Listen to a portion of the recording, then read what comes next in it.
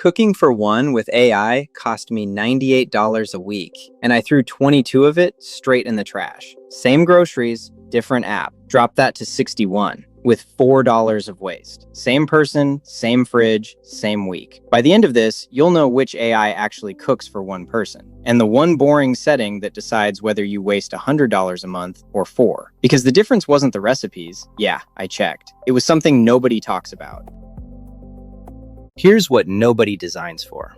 Almost 3 in 10 American homes, 39 million of them, now cook dinner for exactly 1. And the kitchen world never caught up. Walk any grocery store. The meat's packed for 2, the greens are bundled for a family, the eggs show up by the dozen. Crack open a cookbook, 4 servings every single time. So you're left staring at a half-used can of coconut milk that has nowhere to go.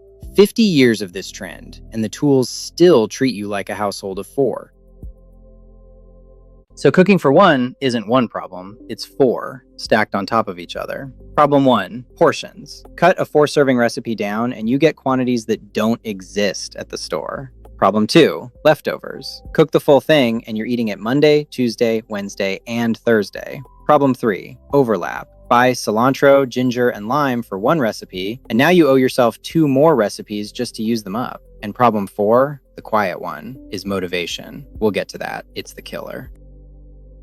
Remember problem 4? This is where every app quietly fails. The thing that actually makes solo cooks give up isn't calories or nutrition, it's repetition. By the 4th night of the same dinner, you'd rather order takeout, and no AI on the market truly fixes that. The real answer is your freezer. Make the whole batch, stash most of it, come back weeks later when it feels new again. It's the smartest move in a one-person kitchen, and the one almost no app will ever suggest. AI happily tracks your pantry. It forgets the freezer even exists.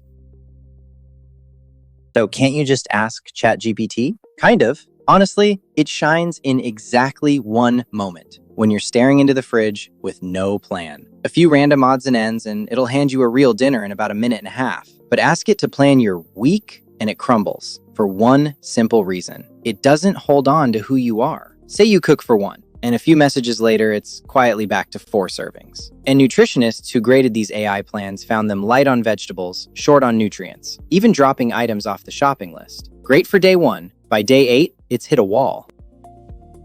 Okay, back to that $100. I tracked grocery spend across all 6 weeks, and the gap was brutal. The chatbot plan, $98 a week, 22 thrown out. The structured planner, $61 a week, $4 wasted. Same meals, basically. So what's the variable? Not the recipes. It's whether the grocery list respects how groceries are sold. A chatbot asks for 1/3 of a can of chickpeas and shrugs about the rest. A real planner builds a second meal that uses it up. That right there is the whole ballgame.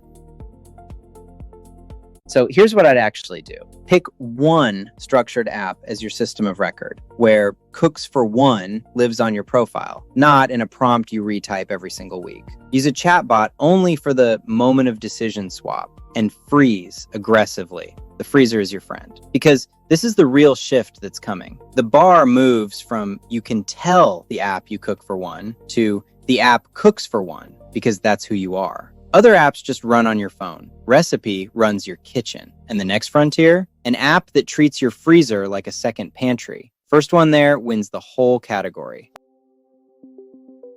Remember that $100 week? Here's the twist. Cooking for one was never really a math problem. It's a memory problem. And the tools that win are the ones that remember you. Pick the planner that knows you cook for one. Use the chatbot for the fridge staring moments, and freeze like you mean it. If this helped, subscribe at Recipy Vlog. Next time, I'm digging into the forgotten half of AI cooking. What happens after dinner? I'll see you there. Subscribe. Long-form explainers, weekday afternoons.